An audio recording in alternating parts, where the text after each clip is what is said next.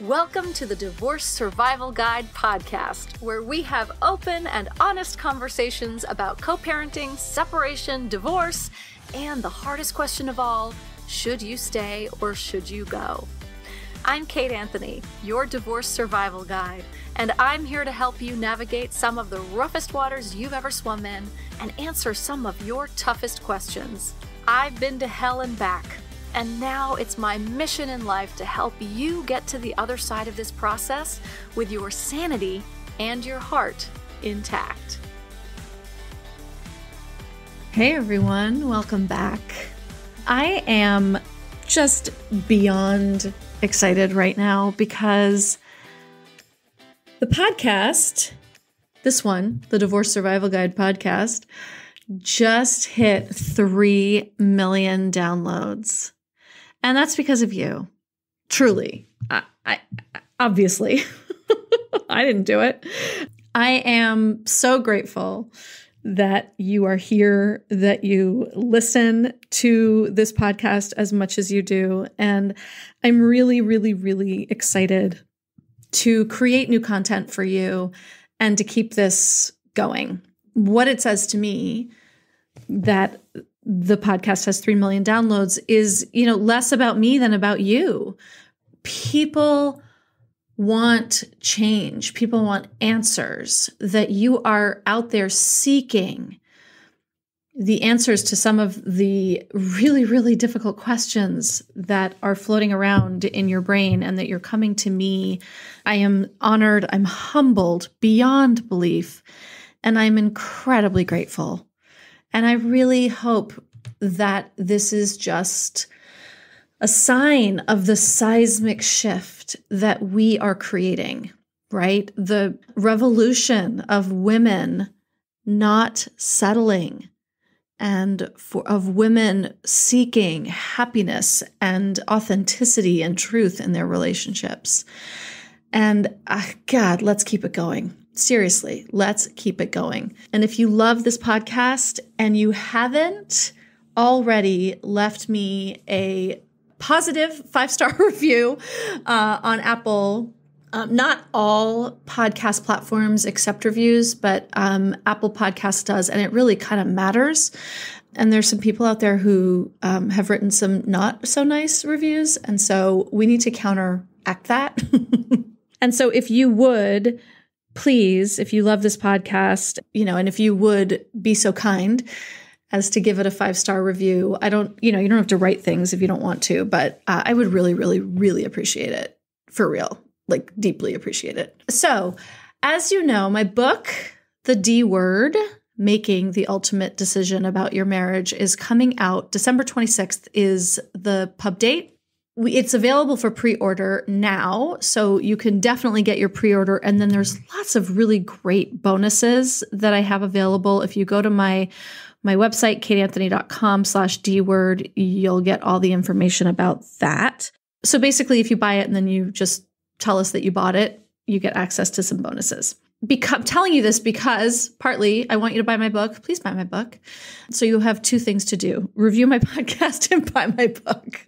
That's your to-do list today, my friends. But really, I'm also telling you this because I am so far behind in recording episodes for you guys, because I have been on the podcast circuit promoting the book. And so I've been interviewing everybody on everyone else's podcasts, and I have not had a chance to interview anyone for mine this week. So I'm going to re-air this week one of your favorite episodes that I think is always worth a re-listen to.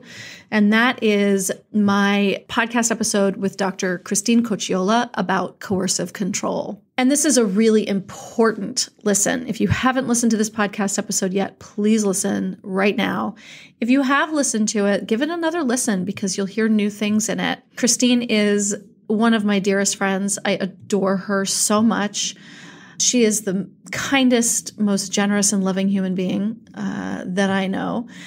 And she is so damn smart about this stuff. I mean, she is the expert. She is just a genius about this and really makes it clear for those of us who are in the weeds of this and if, deep in the brain fog and not understanding what's happening, Christine really helps shine a light on it. So please give this episode a re-listen. That's another thing on your to-do list. Okay, so 3 things. Listen to this episode, give my podcast some love, and buy my book.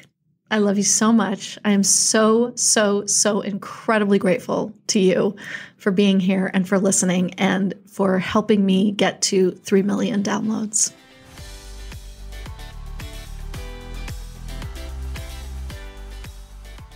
Christine, thank you so much for coming on and talking to us about coercive control.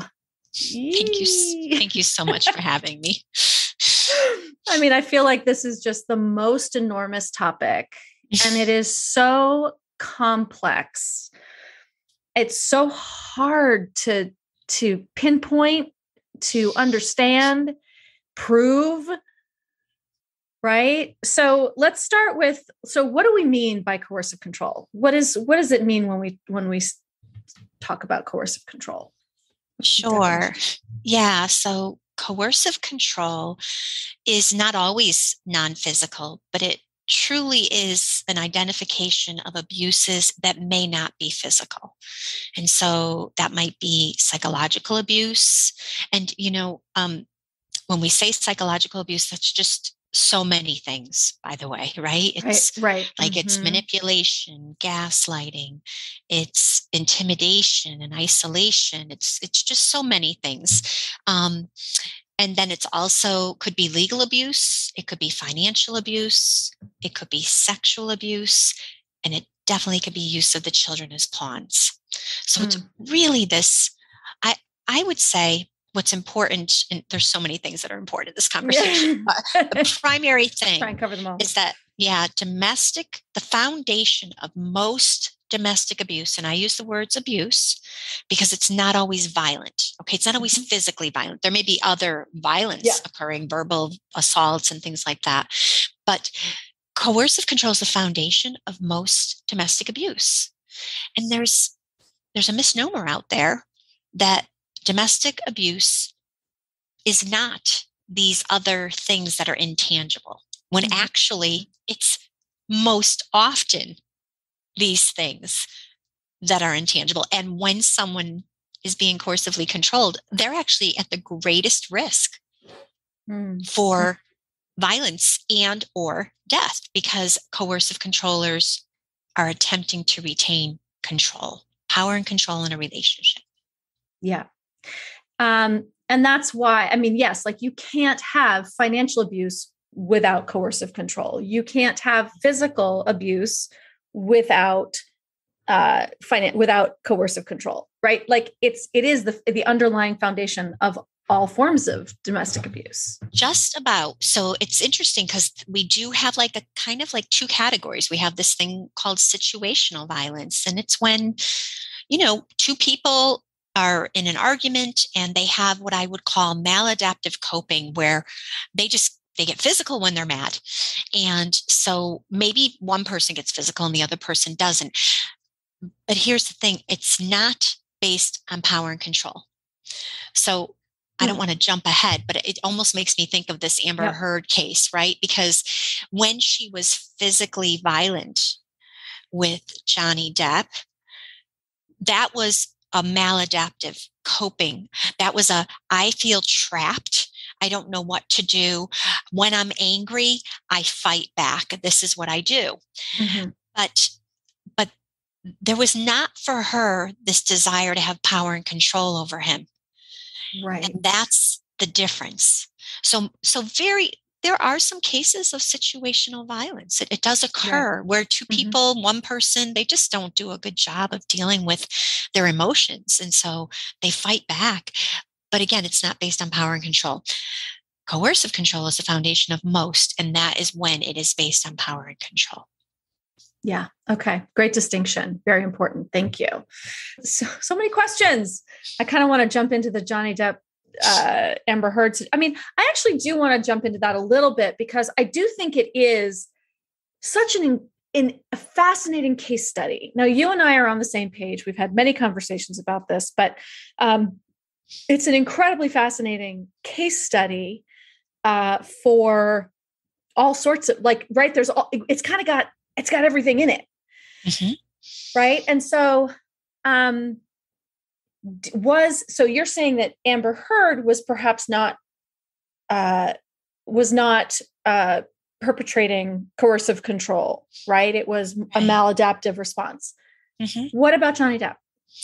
Yeah. So there is a pattern. If we look at this relationship over the long term and we look at prior relationships that Johnny has had, there is a pattern of him being jealous, of him being accusatory, and also of shaming.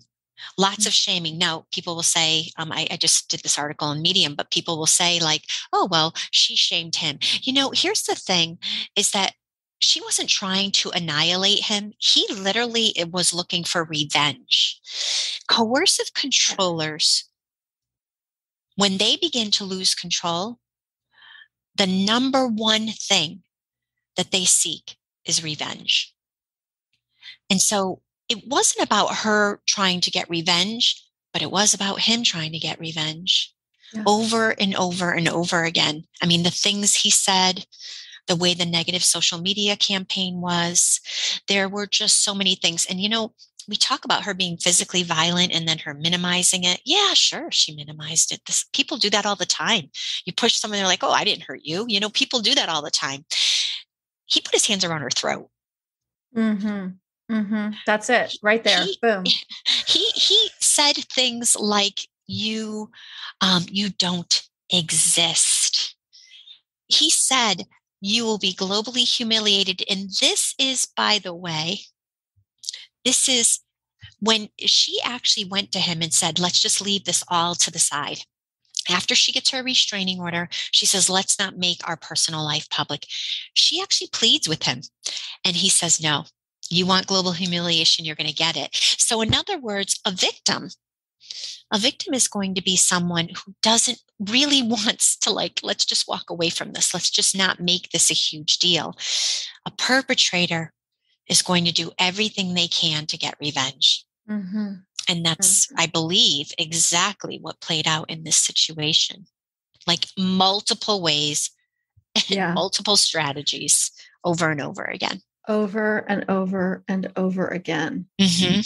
And the fact that she's still walking upright at this point is my God, goddamn miracle. The way that she was questioned on the stand and humiliated over and over again, I don't know how she did not lose her shit, to be honest with you. I don't know. She is an extremely strong woman. And I would say, and we've talked about this already, but in previous discussions, she's not likable in many ways.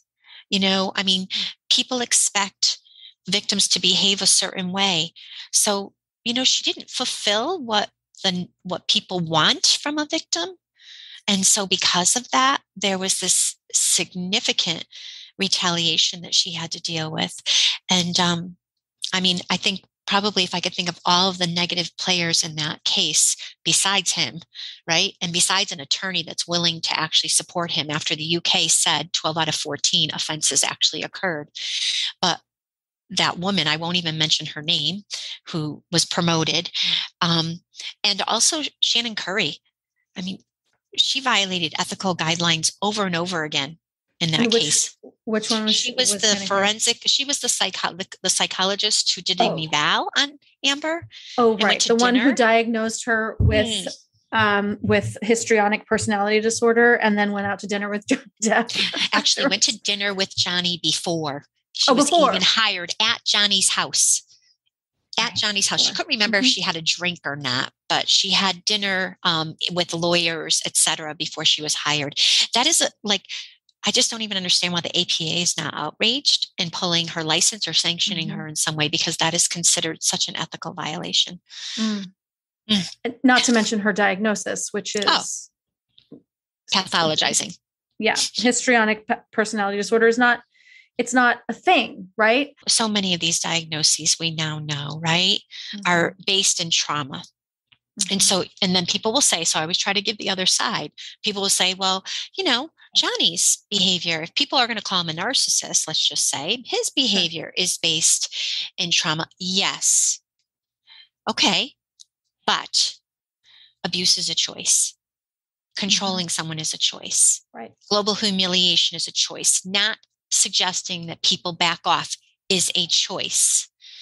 Creating a negative social media campaign is a choice. He made choices over and over and over again that clearly demonstrate a desire for power and control and annihilation. He used those words. So. And so, okay, so what is the sort of the global impact at this point of this? I mean, we're talking about this case. You and I have been talking about this case for months, because we had the people who work in the arena of domestic violence, intimate partner violence. We were all watching this very carefully, very closely, because we were terrified of what happening. Can you speak to why we were so concerned and why we are concerned and what we're seeing in the aftermath already?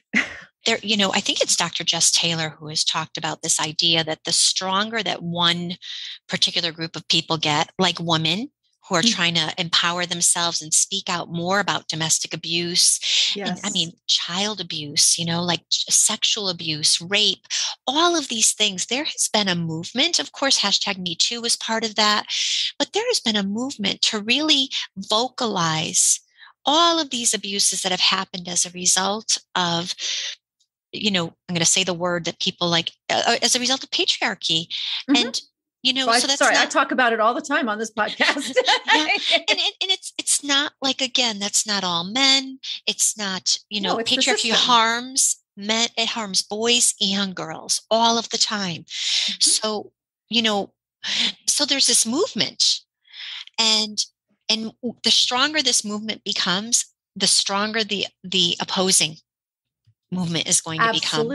Absolutely. Yep. I've been saying that for years at this point, right? That like the more we rise up and the more we're saying no more. And I think that Me Too was really a watershed moment for this. It was a sharp, like a hairpin turn.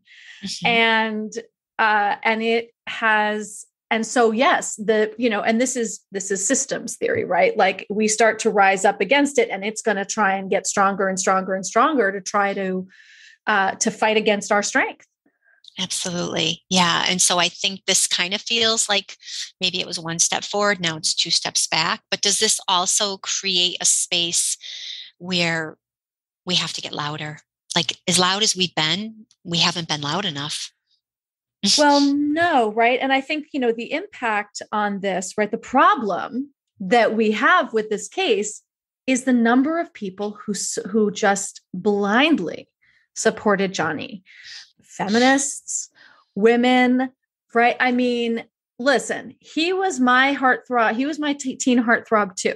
So, but the danger here, I feel like I think the reason it's taken taken us so far back is because there was a blindness to it. There was she's not likable. She wasn't the perfect victim.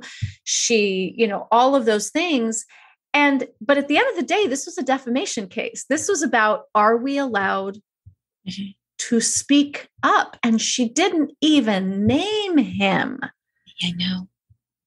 She didn't even say his name in the document that she was accused of defaming him in. So, it's implied, okay, but now we're not allowed to say anything. It certainly feels like that, doesn't it? It feels like cornering again. Yep. And she wasn't likable, but the reality is that, he hasn't been likable. Like, I guess that's my question to like listeners who maybe don't agree is this is not just about physical violence. And so I think that one of the things I've noticed in social media as I've been, when I write my opinion and oh my gosh, the vengeance, as you know, that comes back. Oh, Woohoo. Yep. And so what I think is going on is there's a level of ignorance.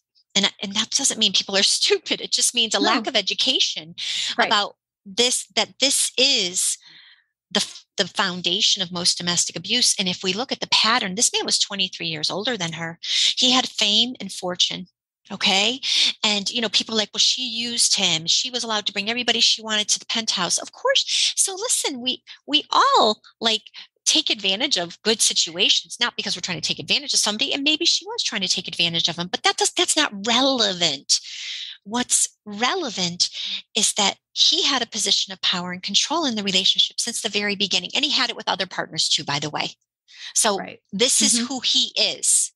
Yes. This is who he is. He's telling her what jobs she can take, what jobs she can't take. She was not allowed to work with James Franco because he had a bug up his ass about and being jealous. And so she had to turn down roles because absolutely. And he threatened her. He said, you're not going to be successful without me. Like you need to be dependent upon me. Exactly. And by the way, who's hampering, who lost money, who her career wasn't enhanced by him. It was actually held back. Well, She got plenty of offers that he would not allow her to take. And then if we fast forward to the end, he said it wasn't really about the money. Well, we know it wasn't about the money. I mean, really, it wasn't about the money. It was about just annihilating her in some way. And of course, in that, there's going to be financial ramifications. I mean, he had a public trial. He chose she didn't want it in Virginia with a public trial. I mean, let's just go on to the jury wasn't even sequestered. I mean, oh my God. Right. Yeah. They were, oh my God. She talked about that in the Dateline. She was on Dateline, this past week when we're recording it, and Savannah Guthrie asked her about that and was like, so the jury wasn't sequestered. Do you think there was a social media, these TikToks that people, I mean, shocking, replaying the abuse, doing videos with her crying and saying that she's lying. I mean, so hideous. And she said, of course they saw it. How could they not have? Right. How could they not have? It was everywhere. It was everywhere. And that was his intent, though. We know that, right? We know that he was behind that. Yes. Yeah. So for anyone who doesn't know, what do we know about that? What was he doing? Well, I think he was able to, it's called bots, where you hire, I don't know, artificial intelligence to go in there and to actually create an algorithm so that every time my daughter was online, she was seeing these videos of Amber Turd, and saying very clearly, that Amber was the abuser. And so, isn't it interesting that whenever we went online, we didn't see all of the times, we didn't see over and over again his verbal assaults and diminishing her over and over again. Those did not pop up. No, they did not. Yeah. So that's what he did. So he put all of this money apparently behind the bots. He paid. Yeah. Well, it was a very smart move. It was right. Yes. But so we were all controlled as well. Manipulative move though. Let's be honest here. So that's, I love that you just said that, because the reality is that this whole entire court proceedings was actually coercive control of all of us. It was systemic coercive control. Yes. We were being coercively controlled by social media. They were attempting to gaslight us. By Johnny Depp. By proxy, right? Oh, absolutely. Yeah. Absolutely. Yeah. And so it's very interesting, the number of women in particular, like in my Facebook group and stuff, who were just, Team Johnny all the way. And I was just like, wow. Because these are women who are in these situations in their own marriages and in their own life. I think what's been going on is that people say that she gives victims a bad name, right? Yes, that's right. So if I'm a victim and and she is making victims look like liars and like coke snorters and all these other things, then she's minimizing my experiences as a victim. And the problem is, again, it's a level of education about understanding that if we unpack this entire case down to bare bones, there was only one person in a position of power and control from the very beginning, long term, and continuously. He could have called off all of those pariahs many, many times. That's right. He did not. That's right. So I get that people feel offended and worried. And then there's the whole DARVO thing, right? Like, so, she's claiming victim, but really he's the victim. And, what we know about DARVO really clearly. And so, like, what I would say is we heard Amber apologize for her behavior. We heard her take responsibility. Mm-hmm. Offenders never take responsibility. Just for listeners who don't know about DARVO, can you talk more about that and break it down? Sure. So Jennifer Freyd in like 1997, she's from the University of Oregon. She came up with this theory and she was able to prove it through research that there is a pattern of behavior that occurs when people, and originally she was talking about like child abuse. We know this. So I used to be the state of Connecticut educator on child sexual abuse, and it was called The Stranger You Know, because 93% of time offenders are known to children when they are sexually abused. Okay. Right. Mm-hmm. So Jennifer was able to determine that there is this deny, attack, reverse, victim, and offender that occurs. That's DARVO, the acronym. And that when children come forward and say, so-and-so abused me, what does the offender do all the time? She's a liar. That never happened. Look at her calling me that. This person's going to ruin my career. All of these things. And so now what's really great is this. So this might be one positive thing from this trial is that we're talking about DARVO more, is that we are recognizing that abusers flip the narrative over and over and over again. This is what they do. Mm-hmm. And so how can we tell the difference? How can we tell the difference? Is it Amber flipping the narrative, or is it Johnny flipping the narrative? And my guess is we tell the difference by, again, going down to the root, right? Which is who has power and control. Who has power and control? Who apologized? Who begged for this not to happen? Who said, let's not bring this into the public arena after she got a restraining order for being physically assaulted and having a bruise on her face? Okay. So there were things that she did along the way that proved that she really was trying to minimize this, even though she was certainly upset. And even though she was willing to do a Washington Post op-ed, we get that, right? But there was never there was only in his brain, how do I annihilate her? That's really all his focus was. How do I annihilate her? And he said it out loud. Like we're not inside Johnny's head. It was right out loud. He said, I am going to wage a global war against you. Mm-hmm. Yeah. And he used the word annihilation, humiliation, and you don't exist. And now a quick word from our sponsor. Whenever I hear about a protective mom struggling to co-parent with an ex whose alcohol misuse endangers the child, I always recommend SoberLink. If you've been listening for a while, you know how much I love SoberLink. For those of you who are new, welcome and listen up. SoberLink is an alcohol monitoring system that is the most convenient, reliable, and reasonable way for a parent to provide concrete proof that they're not drinking during parenting time. SoberLink uses facial recognition, and it's the only alcohol monitoring system that analyzes and approves or declines identity in real time, meaning that you'll be immediately notified if your co-parent attempts to have someone else use the device. SoberLink also has some of the most high-tech tamper-resistant features on the market, which prevents tampering with the device itself or trying to use alternate air sources like a balloon or an air pump. So basically, any way someone can think of to cheat the system, SoberLink can catch. If someone tests positive for alcohol, SoberLink requires additional tests to confirm the non-compliant results. If a positive test happens, the system's retest cycle begins, allowing the co-parent to retest every 15 minutes, up to 6 times. Upon request from their in-house compliance department, a drinking evaluation is delivered to you to confirm the non-compliant result. SoberLink has 2 programs. There's a parenting time only program, and then there's a daily testing program. Both programs operate using scheduled testing. So for example, a testing schedule might be that you ask the co-parent to test before their parenting time and then during parenting time. And this helps you feel confident that your co-parent is parenting sober. And if there is a positive test result, you can write into your agreement that parenting time will be reevaluated. SoberLink's reports are admissible in court.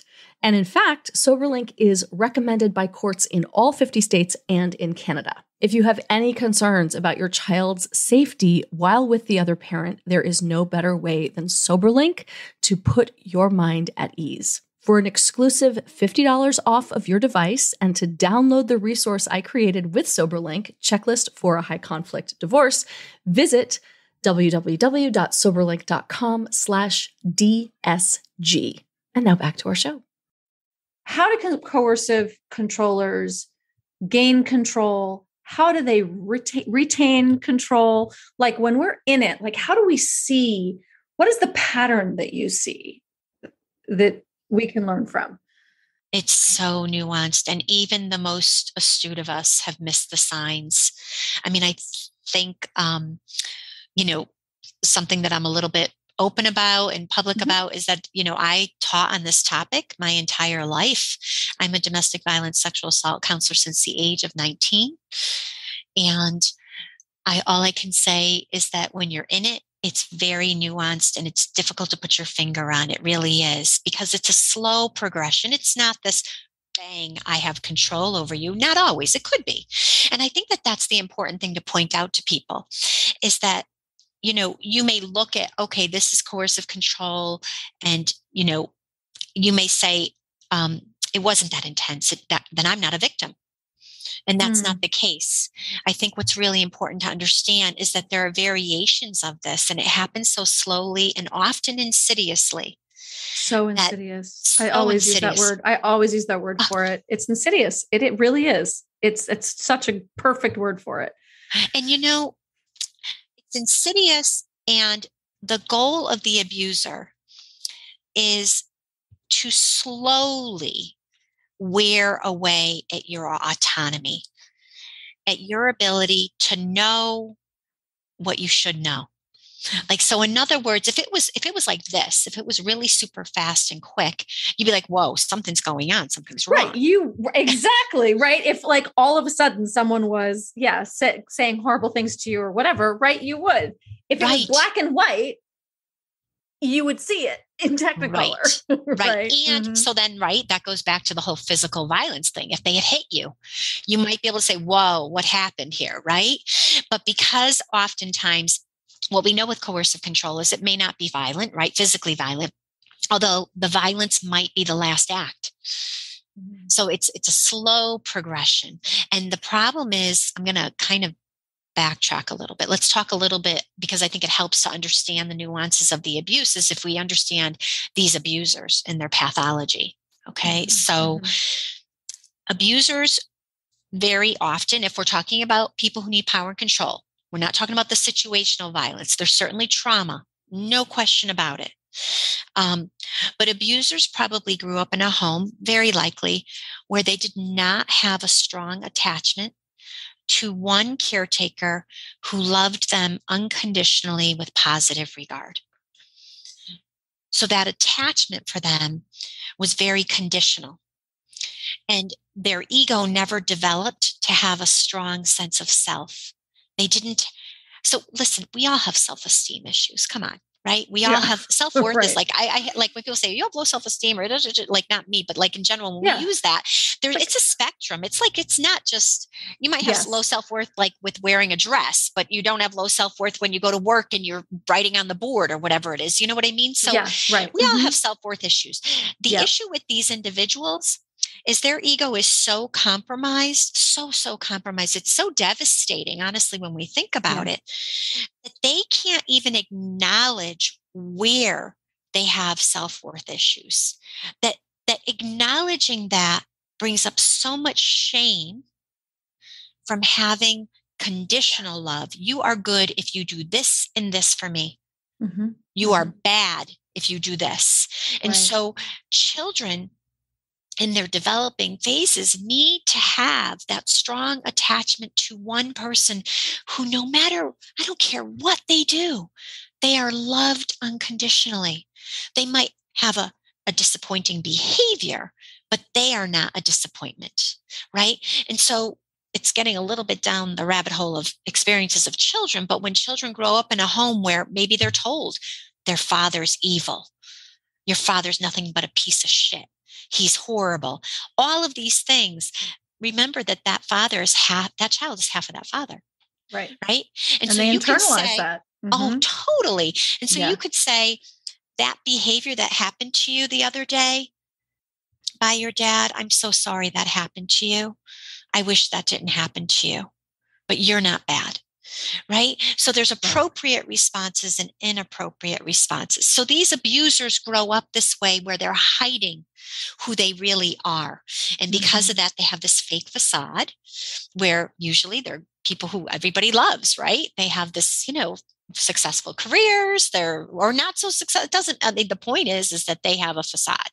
And so the only way that they are able to retain feeling okay is if they have control. And so they insidiously make sure that they manage the control with the victim, right? They just insidiously do that in a way that the victim maybe feels loved. Oh, he cares about what I'm wearing, or, he's worried about me. He's checking up on me. Or, oh, how did he know where I was tonight? Oh my gosh, maybe I left a note and he looked at it. Oh my gosh, he really loves me. Like there's all of these nuances of behavior, but really that's what helps him feel good. And then the moment that the shade begins to lift, she starts to see things clearly, he intensifies. And that's when she really gets to see who he really is. And by that point, she's so far in. She loves him so much. She knows where this comes from. So if only she could love him just enough, she could fill that void for him, and then he'd be okay. Right. And very often, I know in my case, right, I was even told, right, like I don't love him correctly. If I would just do this, this one thing, if I could do it this way, then, right. And this is the moving target scenario, right? Where if you just do it this way, then I'll feel loved, right? Because that's your job, to make me feel loved. And, God help you if you go into an imago therapy relationship with your abuser, right? Because like you're being told like, well, it is your job to fix me. And so you try and you're bending yourself into pretzels, but the target moves because it's not yours to fill. Right. And what I would say is that, first of all, a couple of things, that there's a lot of times I'm a clinical therapist, and I went to therapy with several therapists, and basically it was my anxiety, or I needed to do X and I needed to do Y to fix things. And so I call it the gaslighting by therapists, because therapists who are not adept at understanding the nature of the coercive controller, who's going to come into therapy performing like an A student. Oh, yes. I mean, they are so, they're so willing, right? No. I want to hear, tell me what I can do to make this better. Right. I mean, some of them are just awful in therapy. I hear stories and I'm like, he's not even trying to cover it up. Right. But the like really good ones who are the malignant covert. Right. They will put on a show. Yes. And then the victim is crying and maybe upset and emotional, and also feeling like there's a word salad going on here, something I can't follow. And I don't know what he's saying, and I can't fix it, because this is the thing. They're so good at manipulating conversations, right?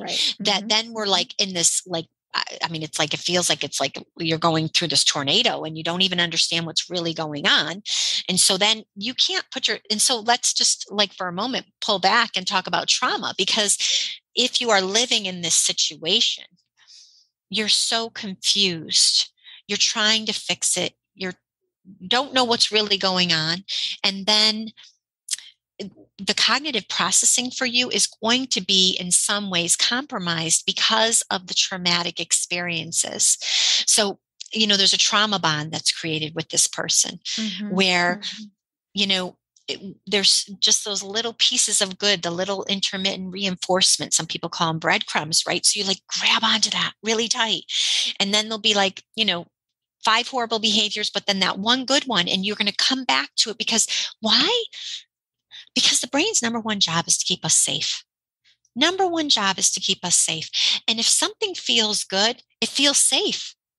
So we're going to latch on to that positive thing because that memory, whatever it is, that one thing, he's really good with the kids today, or he made a great dinner for you and yet yesterday he was behaving, raging, whatever. Yeah. Like, or like, I mean, and again, like it's so important that it's very different for every abuser, right? I mean, your abuser may not be a rager. Your abuser may not be a person who is blatant, about their behavior, but they come home late and you ask and they're like, I told you I was coming home at this time. And you start questioning yourself. So there's these little insidious little things that when you look back, you're like, oh, holy shit, that was happening for a long time. Right. Right. Yeah. Right. So I think that it's just important to understand again that just because maybe you and I are giving examples in here and somebody else hasn't experienced it, it doesn't mean that they haven't experienced coercive control.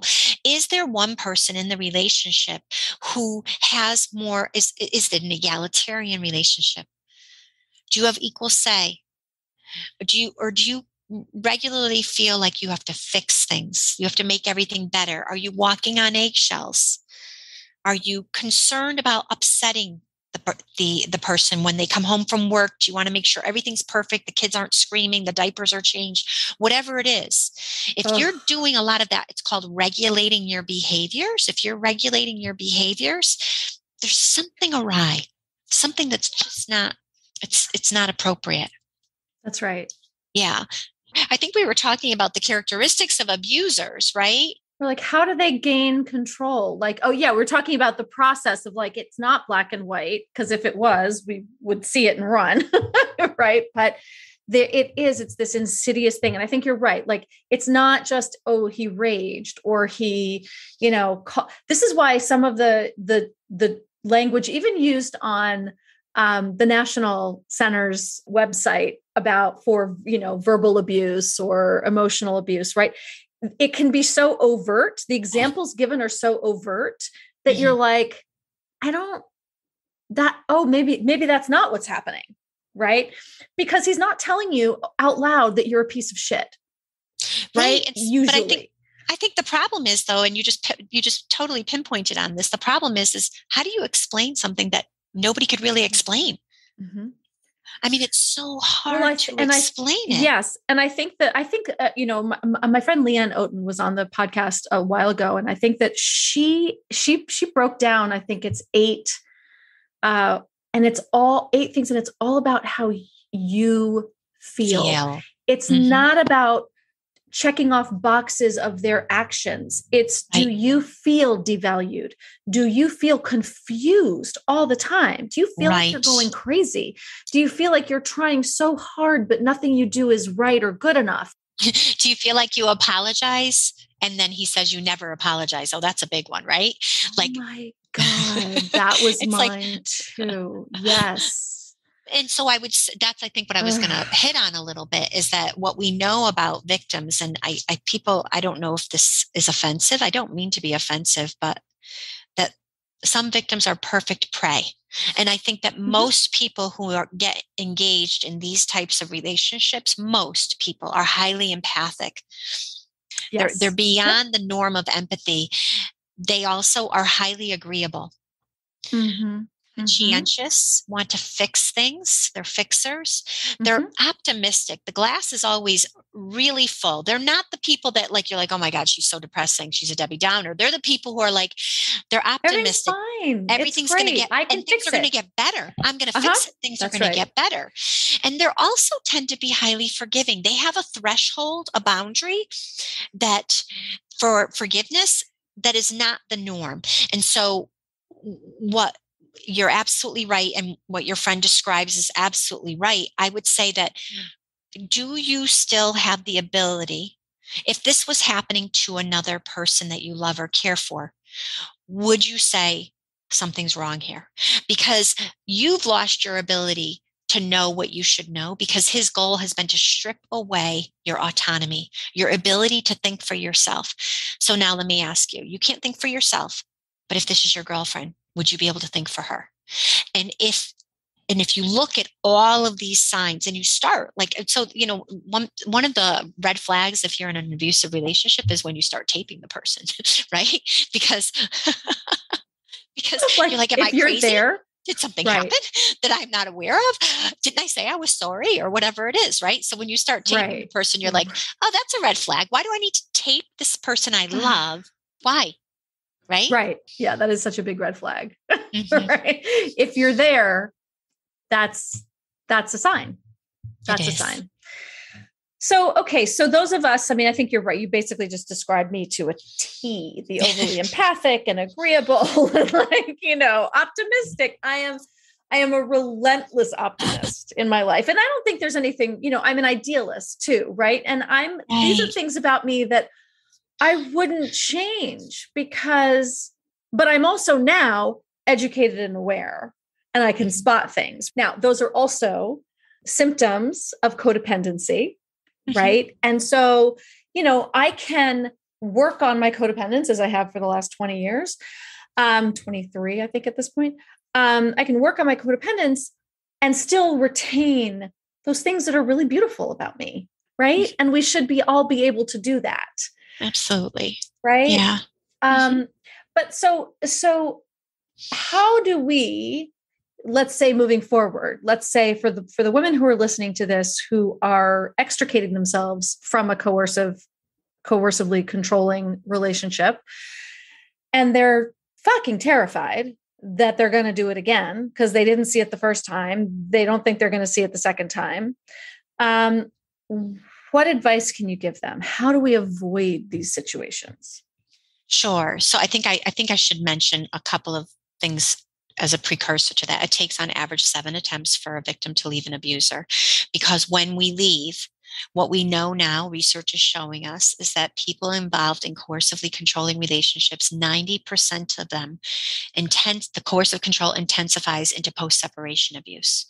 So this is when people have technology facilitated abuse or coercive control, which was probably going on. I mean, in my case, it was going on 5 years before I left. Had no idea that I was being monitored in every single way. So, these abusers are already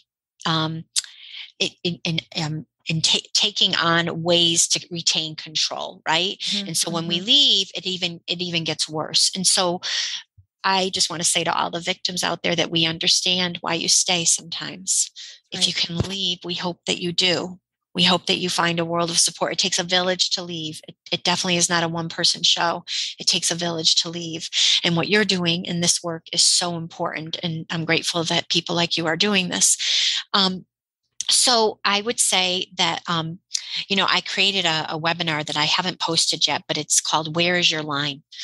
Where is your line? So like, what is it? What are the signs that would make you say, is this healthy any longer? Or is this maybe going over into unhealthy? And if it's going over into unhealthy, are you seeing a progression of it getting even more and more unhealthy? Right. And so it's so important that victims make decisions about where their boundaries are. Right. And that no one has the right to tell you what to do or how to behave or how to dress. No one has the right to call you crazy. We live in a social media world where our young people are being exposed to all kinds of abusive behaviors online. That's wrong. And so it's really important that before you engage in relationships and before our children do that, we are having conversations about what's healthy and what's not. And if it's not healthy, then you don't need to be a part of that relationship. There's other people out there that you can engage in relationships with.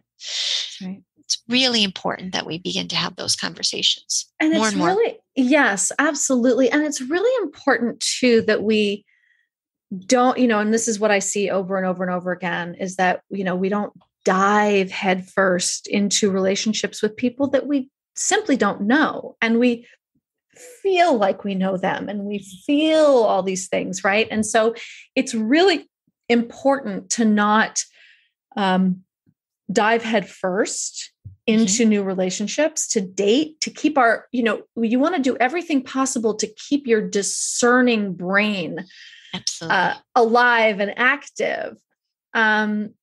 Because when you get swallowed into relationship and you think that you're in love when you've, been dating this person for 3 weeks, you miss shit. Yeah. So I would say I heard once from a famous doctor, and when she used to have a radio show back in the day, but she said that you never bring anyone home to meet your children until you've been with them about a year, because it takes about that long to figure out who they really are. You don't really get to see someone's true colors in the first 6 months. In the first 4 months, you don't. No, and, so, everyone's on great behavior. Everyone can be on great behavior, for a limited period of time. Absolutely. Yeah. I always say that. I say, you don't know anyone until you've been with them for about a year. That's what I say. I say the same thing. Same thing. Yeah. Slow and steady. And it's so hard for those of us with big hearts, and we're so empathic and want love and want to be loved and all of that. It's hard. Yeah. Well, I like to say that the people who end up in these relationships, if we had more people like this in our world, I mean, these are good human beings who want the best for everyone. And that's why they stayed so long, because these people don't want to hurt another human being. They want to believe the best, even in someone who's really making them feel kind of crazy. Right. Yeah. Right.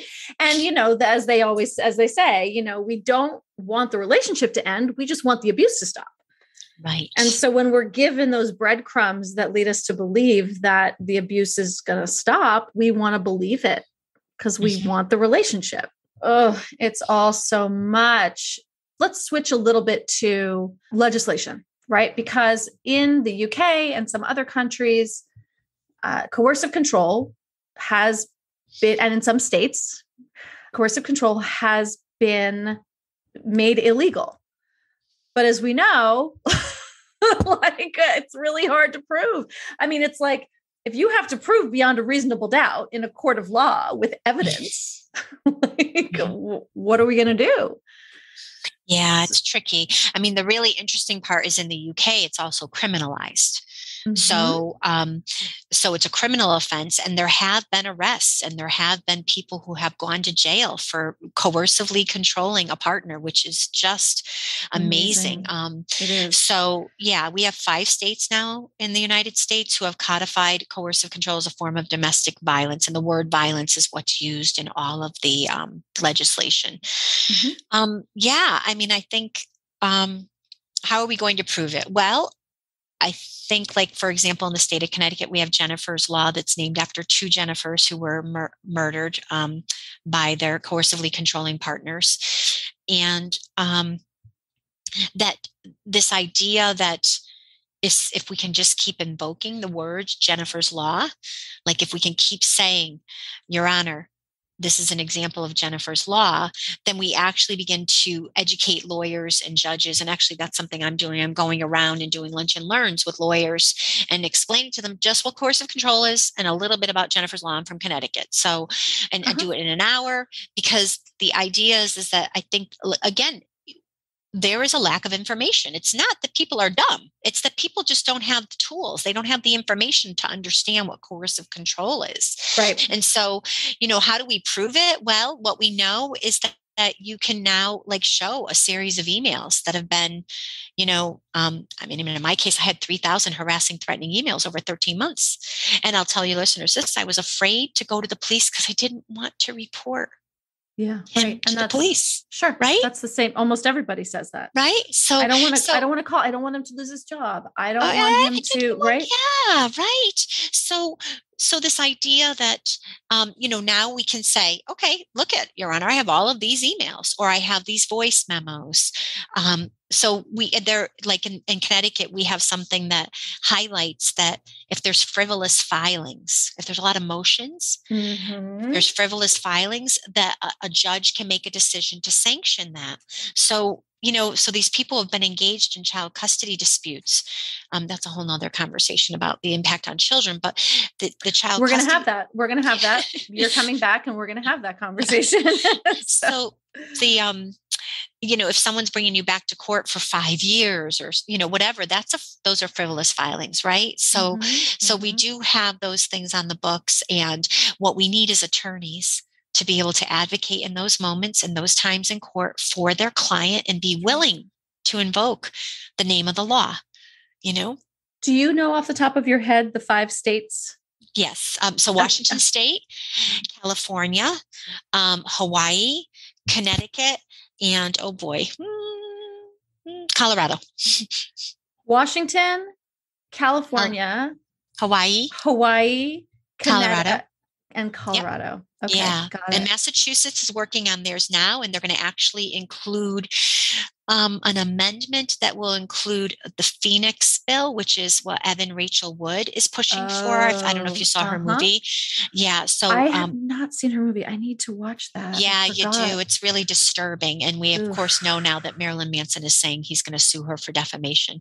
Of course he is. Yeah. Of course he is. Yeah. So, and he's good friends with Mr. Depp. But anyway, that's my sarcasm. Sorry. No, are they really? Are they really good friends? I'm pretty sure they're friends. Yeah. Yeah, of course. Of course. So, so they're going to include the Phoenix bill, which actually creates an extension on the statute of limitations, so that if there was an abuse that occurred, it can be something that you can bring forward later. So, I think when you asked about what's the ramifications of this case, it's like people are going to be afraid, They're going to be afraid to file. That's right. There've already been a bunch of cases, right, where proven there was a California legislator, right, So Senator Rubio spoke at, I can speak of it now because I actually got a call a couple of weeks ago from her legislative office. And they said we need to have access to the video that Senator Rubio did for the International Coercive Control Conference. We're having our second International Coercive Control Conference this October 13th and 14th, and we have a great lineup. But in any case, Senator Rubio spoke last year about California legislation with Senator Alex Kazar, who had the Connecticut legislation. And Senator Rubio did not mention her abuser, but apparently he saw the video. Maybe there's a short window of time. It's on YouTube, maybe. And he saw it, and he's now suing her for defamation. Now, he was arrested for physically assaulting her, and he had a full restraining order against him. And he is filing defamation against her. In what world do we live in that he did this? It was proven there was a restraining order, and now he gets to file defamation against her. It was in the Sacramento News, I think, May 24th or something like that. Yeah, it was. Yeah, we were talking about it behind closed doors. But yes. It was. I knew I talked to somebody about it. Yeah, it was me. It was me. And the Marilyn Manson thing, I always tell the story about Marilyn Manson is that, so my mother, who is currently an almost 81-year-old British woman, at the time, she was maybe 70, 72. She was stuck in an airport with Marilyn Manson. Oh. They were seatmates. They were sitting next to each other. They were stuck on a plane, something like that, for hours. And she said, "Oh, he was so lovely." She said, "I met a man. He's a rock star. His name is Marilyn something." And I was like, "Okay, are you talking about Marilyn Manson?" "Yes, that's the one." "Oh, he was so lovely. He was so polite." And she went on and on and on about how wonderful He was. And I mean, it just goes to show they can turn it on on a dime. Totally. They talked about theater. They talked, right? That these people are not, I mean, I was going to say they don't all wear signs, but Marilyn Manson pretty much wears signs. Yeah, he does, but they are charlatans, right? Yeah, and they right. feed off of the adulation of other people. So it's really important for them to have this facade so that way they can get, so, going back to like what makes someone be an abuser, right? Like if you've had so much shame your entire life and you carry that around, but you cover it up, the only way you feel good is if you're getting quote unquote supply from something else. Right. And so that's why you meet a lovely woman or man, but you meet a lovely person who's going to really make you feel really good about yourself. And by the way, that other the victim is maybe going to be someone who's elevated a little bit in society because it's like your trophy. There's right. all of those things that come into play. And I would just say that, it's just, I feel like it's just really important to just reiterate that even the most astute of us miss the signs. Yes, that's right. You and I, listen, and I want for anyone who's listening to remember that both Christine and I missed the signs for years. Right. And so if you're listening to us and you're thinking, that we're the people who know about this and teach about this and stuff, there's a reason that we do it. And it's, you're just like we were a number of years ago. And so you can get out from under it. It just takes a lot of education and understanding about what's happening. And, the other thing that never works, because this is what this is what everyone does, right? They're like, oh, I understand it now. I'm just going to go tell him everything I've learned. Yeah. Why doesn't that work? Well, I mean, I think in some ways it empowers him because now he knows that so now he's going to get even more insidious. He's going to track. That's when he's going to start tracking you. When he thinks that he's losing control, that's when he's going to get worse, right? Yep. Yeah, it's going to elevate or intensify. So there's that, but also you're not. So this is what I think is so important. Again, I talked about I call it characterological issues of the abuser. Okay, so they have certain deficiencies in their ego, right? And shame and all of these things. People they can't change. They cannot change. They're not capable. Very, very few people who have this pathology have the ability to change because they don't want to. Well, they don't want to, sure. I mean, because they like to have this control. But in other words, in order to change, I have to admit that I do have shame, that I do carry, that I am not perfect, that there's something wrong with me. And there's no way on God's green earth they're going to do it. Not even if they say they love you and you're their soulmate. And by the way, if they're saying they love you and they're your soulmate, just to be clear, most of these people, not all, are not in one relationship at a time. Nope. They're not. They're not. They cannot get enough from one person. That's right. That's right. I will say I have one instance where I have seen the bottom fall out and the person actually be faced with all of it, all of their shame at once, all of the right. And these are the people that actually, I think, can change, who will be like spinning the yarn, all the plates. But when they hit upon that wall where nobody will let them, everyone in their life is holding them to account, and the bottom falls out from under it, and they actually can no longer spin any more plates. I've seen one person, I've seen it up close with one person have the bottom fall out from it. And that is the path to recovery. And the shame, but I'll tell you, it's a dangerous time for the person, because the amount of shame that they are suddenly faced with, that they have to, recognize, and the amount of pain that they are suddenly seeing that they have caused people. It's a pretty terrifying thing to witness. Yeah. And I would say that that person, from some of my own research, I would say that that person is probably not a malignant covert narcissist. Like the malignant covert, there is no maneuverability. That's right. Right. Right. So this is a person who has some. So people say people with these pathologies do not have the ability to empathize. That's not true. We actually know now that there is some gray matter in the brain and they can empathize. So I would say that whoever that person was, they had a higher ability to be self-reflective, maybe not self-reflective until they were pushed against a wall. That's right. But then there's the others, and these are the people, the others are the most dangerous, right? These are the people when a woman gets a restraining order. Vites and Sorensen did a study in 2008, 231 women over the course of 18 months who were domestic violence victims who got a restraining order. A fifth of them were murdered within 2 days. Jesus Christ. The post-separation abuse, the need for control, these are malignant, covert very abusers. Different. That's right. It's a very different thing. Mm-hmm. Absolutely. And that's the problem. It's like, how do we know where they fall, right? Because most of us don't want to believe that our partners fall into that category, right? Because, oh my God, how hard is that pill to swallow? Yeah. Oh my goodness. Christine, we could talk about this forever.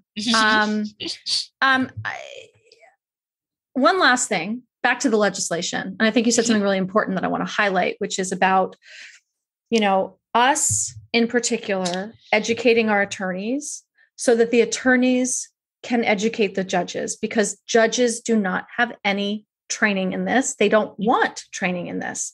So it's our jobs, unfortunately.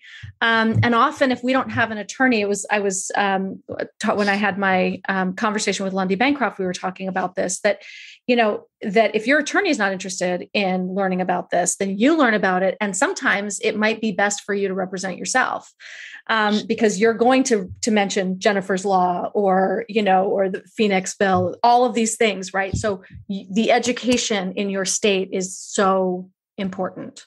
It is. And if your state doesn't have this legislation, which many states are trying to get this legislation, which is fantastic. But if your state doesn't, reach out to your legislators and say, we really need this in our state. What can I do to help support that? Mm-hmm. Because enough people, there's Maryland, South Carolina had it on their agenda. It's definitely making its way across the country. And so that's really great news, But as Alex Kazler says, you can have a law in the books, but unless it's enforced, it means nothing. So it's really important that we begin to talk about enforcing it. Amen, sister. Oh my gosh. Thank you so much. Christine is going to come back and we are going to have another podcast episode with Christine where we're going to talk about kids in abuse situations. So stay tuned for that, everybody. And where can everyone find you on the interwebs? They can go to drcocchiola.com, but that's a tough one to spell. They can go to, iknowyourheart.com. I'm on Instagram. Coercive control is IPV, intimate partner violence. That's what that stands for. Mm-hmm. And I'm on Twitter, coercive control. And Facebook too. And all of this will be linked in the show notes. But so you guys, and also we've done at least one live together on Instagram, and we'll probably do more. So that's a good place to find you. Thank you so much for having me. Oh, thank you so much. Thanks for tuning in to another episode of the Divorce Survival Guide podcast. If you like what you hear, head on over to Apple Podcasts or wherever you listen in and leave me a review. And don't forget to follow me on Instagram at the Divorce Survival Guide. I'll see you next time. And until then, remember, you, my love, deserve to be happy.